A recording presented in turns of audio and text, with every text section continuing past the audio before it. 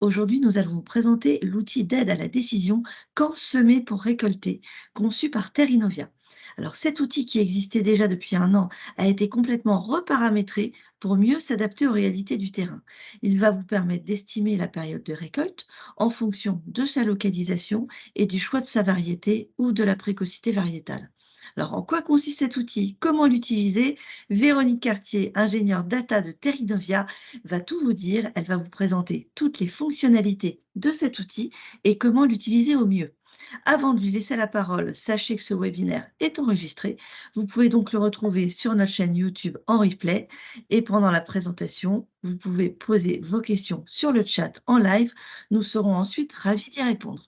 Très bien. Donc, comme vous l'a dit Stéphanie, je vais vous présenter l'OAD tournesol quand semer pour récolter qui a été développé par Terrinovia et mis à jour sur la dernière campagne. Alors déjà, pourquoi développer cet outil? Je vais juste enlever cette petite fenêtre. Voilà. Pourquoi développer cet outil? C'est surtout dans un contexte d'augmentation des surfaces de tournesol dans la moitié nord.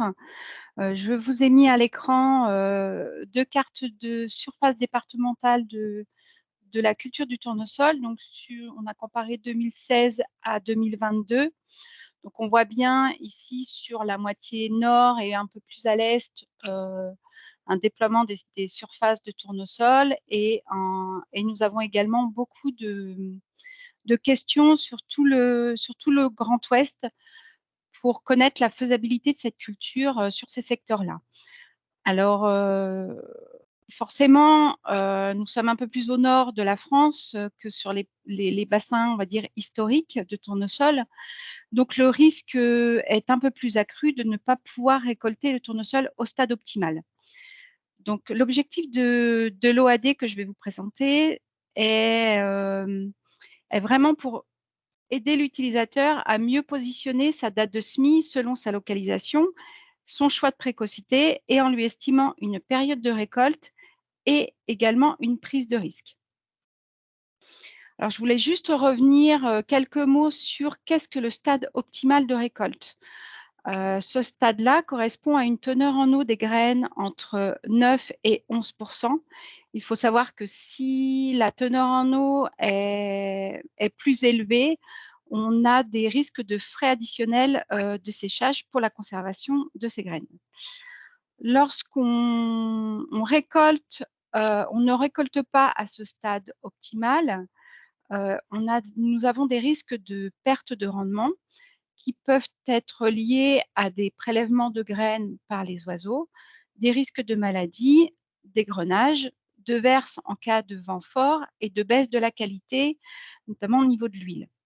Alors, je vous ai mis à l'écran au centre une photo de ce stade optimal qui correspond finalement au dos des capitules qui virent du jaune au brun.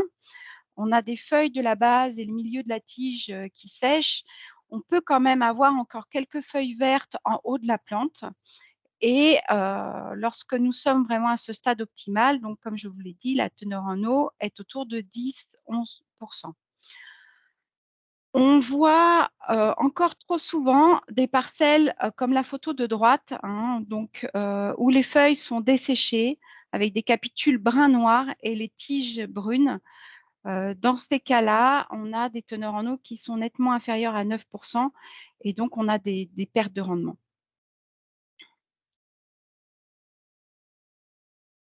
Alors, l'outil tournesol quand semé pour récolter a été conçu pour le tournesol en culture principale et non pour la culture du tournesol en dérobé. Il est construit à partir de données climatiques fréquentielles sur les 10 dernières années. Alors, chaque année, on le met à jour. Donc, c'est-à-dire qu'on aura toujours systématiquement le résultat des calculs des 10 dernières années. On s'est posé la question par rapport aux simulations, si on les faisait sur 10 ans, sur 20 ans. Et finalement, on a choisi de conserver uniquement 10 ans pour pouvoir tenir compte du changement climatique. Jusqu'à aujourd'hui, l'outil ne tient pas compte de l'année en cours, finalement, de la campagne en cours. Donc, on se dit que ça pourrait être une évolution de l'outil à venir. Quand je parle de données climatiques, cet outil est basé sur une somme de température pour atteindre la maturité. Aujourd'hui, on ne tient pas compte, notamment des précipitations. On sait très bien qu'il y a une influence sur la vitesse de levée et ou même sur les possibilités au moment de la récolte. Mais pour l'instant, on est vraiment resté sur cette somme de température. Donc, c'est pour ça qu'on parle d'une estimation de période de récolte.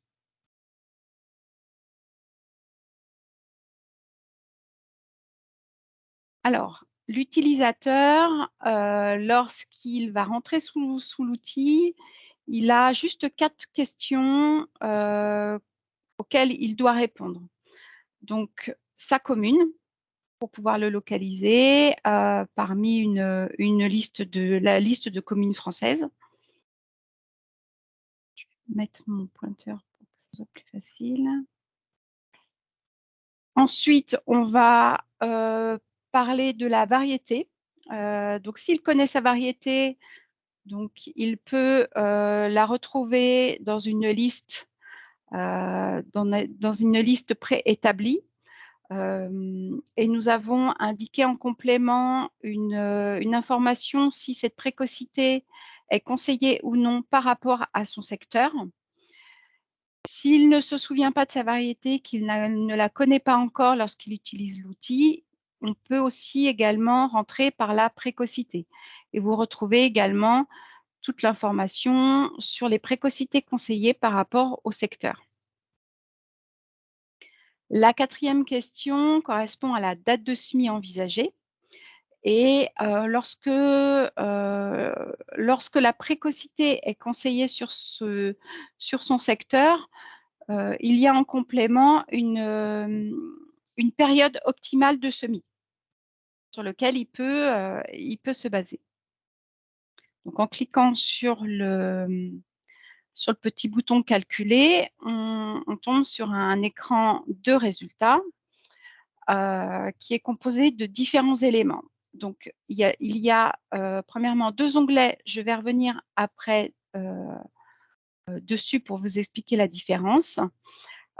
Sinon, globalement, vous avez un élément qui correspond à la date de récolte avisée, un élément cartographique qui est dynamique, on le verra tout à l'heure lorsque je vous ferai une présentation de l'outil en live, donc avec la position de la commune sur la carte, et vous avez le résultat de la simulation de période de récolte en fonction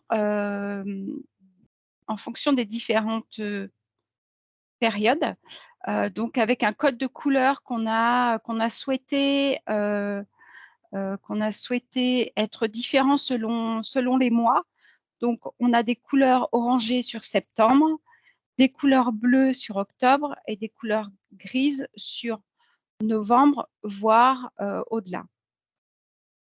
Sur la partie droite de cette carte, vous avez le résultat par écrit.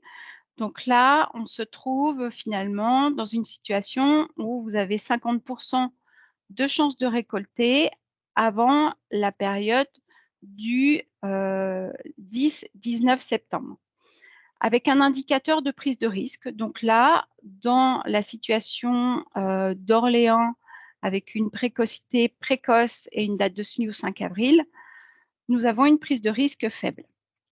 Il faut savoir que ces éléments de date de récolte avisée et de prise de risque ont été établis avec les ingénieurs de développement de Terrinovia. Alors, je reviens un petit peu plus en détail sur les 2 onglets que nous avons à notre disposition en termes de résultats. Donc, on a un onglet qui correspond aux 50% de chances de récolter et un onglet 80% de chances de récolter. Ces 2 onglets correspondent à une gestion du risque différente, avec un onglet plus sécuritaire à 80% de chances de récolter. On a souhaité garder ces 2 notions de de gestion de risque du fait qu'on travaille, comme je vous l'ai dit, sur des calculs qui sont réalisés sur les 10 dernières années. Vous n'êtes pas sans savoir que les années climatiques peuvent être très contrastées. On a un bon exemple entre 2021 et 2022. Et donc, pour mieux visualiser un peu les effets de ces années climatiques contrastées, on a souhaité garder ces deux niveaux. Je vous explique un petit peu plus en détail à quoi correspondent ces deux niveaux. 50% de chances de récolter correspondent à, par rapport aux 10 dernières années, le résultat du calcul correspond à une récolte simulée avant le 10-19 septembre dans ce cas.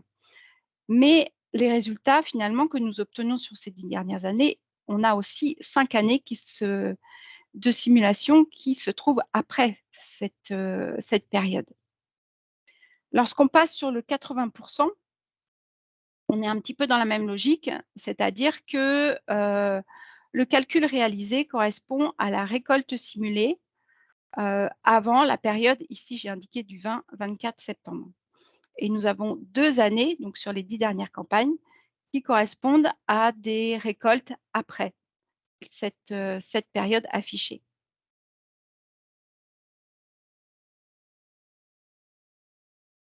Alors,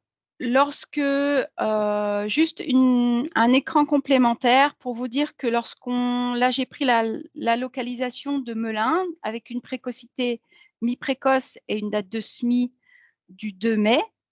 On peut se trouver donc dans une prise de risque modérée. Dans ce cas, on a essayé de vous indiquer des conseils complémentaires. C'est également le cas lorsque on est en prise de risque élevée. Je vais aller directement sur l'outil pour vous montrer un petit peu plus de façon dynamique. Voilà. Alors, donc l'outil, initialement, lorsque vous rentrez dedans, se présente de cette manière-là. Donc ici, ce que je vous ai dit, on rentre les premières lettres de sa commune qu'on sélectionne. On passe à la deuxième question. Donc là, moi, je vais considérer que je ne connais pas le nom de ma variété.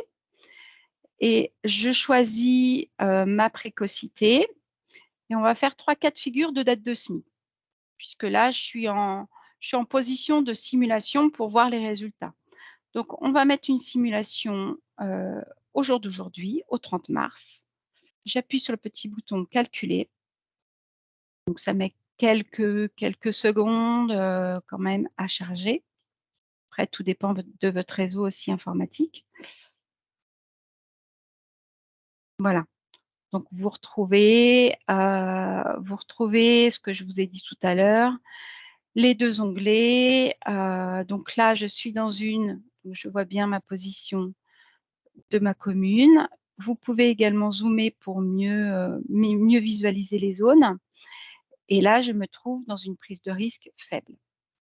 Je vais changer ma date de semis. Donc, il y a un petit calendrier qui vous permet de rentrer les dates de semis. Donc, moi, je vais me mettre au 25 avril. Donc, on est un petit peu en dehors de la zone, de la période optimale indiquée dessous, mais vraiment juste quelques jours après. Donc, je me trouve toujours dans une prise de risque faible. On va regarder l'onglet 80% de chances de récolter. Donc, on voit que entre ces 2 onglets, là, je suis dans une période de récolte envisagée du 10 au 19 septembre. Là, on passe du 20 au 24 septembre. Donc, on a une prise de risque très modérée. On se trouve vraiment juste quelques jours après la date avisée. Donc, c'est pour ça que nous n'avons pas rajouté de conseils complémentaires. et par contre, si on passe sur une date un petit peu plus tardive au 5 mai, donc on a quelques petites alertes comme ça qui peuvent vous indiquer, soit vous souhaitez modifier, votre saisie, soit vous voulez quand même continuer pour voir le résultat de ce que vous avez saisi. Donc vous cliquez sur le bouton et ça recalcule.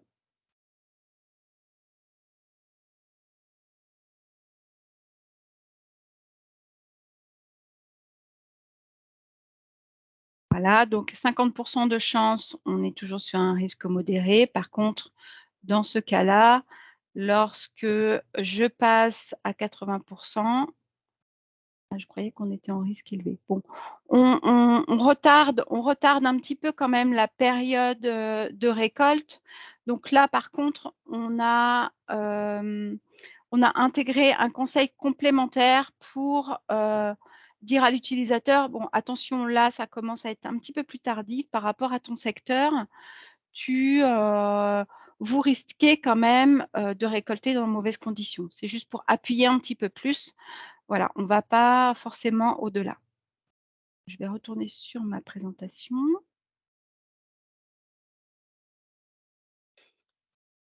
Donc où trouver l'outil? Eh bien, l'outil est disponible sur le site internet de Terre Innovia, dans la partie donc produits, et dans la sous-partie outils, vous avez un petit visuel comme ça et donc et je vous ai mis l'URL, directement, mais en cliquant sur ce bouton-là, vous allez accéder directement à l'outil. Voilà, je vous remercie de votre attention et si vous avez quelques questions, que je peux y répondre. Merci beaucoup Véronique. Oui, et j'ai également mis le lien pour accéder directement à l'outil, sur le chat, sur notre fil de conversation.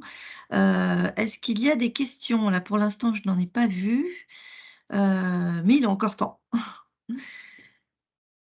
Non, toujours pas de questions. Alors moi, du coup, je vais vous en poser 2, Véronique. Alors déjà, à quelle échéance vous prévoyez d'intégrer les données de la campagne en cours? Alors c'est vrai que c'est quelque chose qu'il faut qu'on travaille, hein. Pour l'instant, j'ai pas forcément de date à vous donner, aujourd'hui, Mmh. mais c'est vrai que 2022 qui a été une année, chaude et sèche, on s'est rendu compte que la somme de température que nous avions comme référence, bah, forcément comme nous avons plus de température, les périodes de récolte étaient plus précoces, Mmh. qu'un fréquentiel que nous avions sur 10 ans. Donc on se dit que c'est vraiment un travail qu'il faut qu'on fasse pour être plus proche de la réalité, chaque année. Donc c'est en cours et en réflexion et Voilà, en élaboration. tout à D'accord. fait. Et enfin, deuxième petite question, est-ce que cet outil, existe aussi pour d'autres cultures? Alors pour l'instant non, il existe que sur tournesol. À voir s'il y a une utilité, pour les utilisateurs à développer, ce même outil, pour d'autres cultures.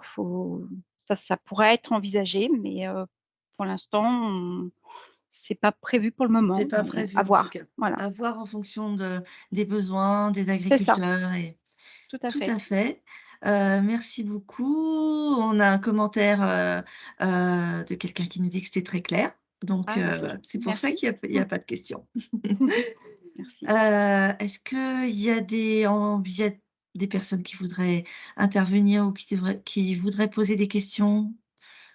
Aussi, il y en a qui Non? veulent qu'on fasse une petite simulation en live aussi, on peut faire ça, pas de problème. Mmh. Non? Non, pour Non? l'instant, non, tout était très clair. C'est vrai que c'était très clair. Bah, écoutez, merci à tous. On espère que ce webinaire vous a intéressés. Heu On vous donne rendez-vous donc dès jeudi prochain, le 6 avril, pour le prochain jeudi de TI et pour parler cette fois de production de soja. Et n'oubliez pas que vous pouvez retrouver ce webinaire sur notre chaîne YouTube. N'hésitez pas à le liker et à le partager sur nos réseaux. Et je vous dis à très bientôt, à jeudi prochain et très bon après-midi. Merci beaucoup Véronique pour cette excellente présentation. Merci beaucoup. Merci. À très bientôt. Au revoir. Au revoir.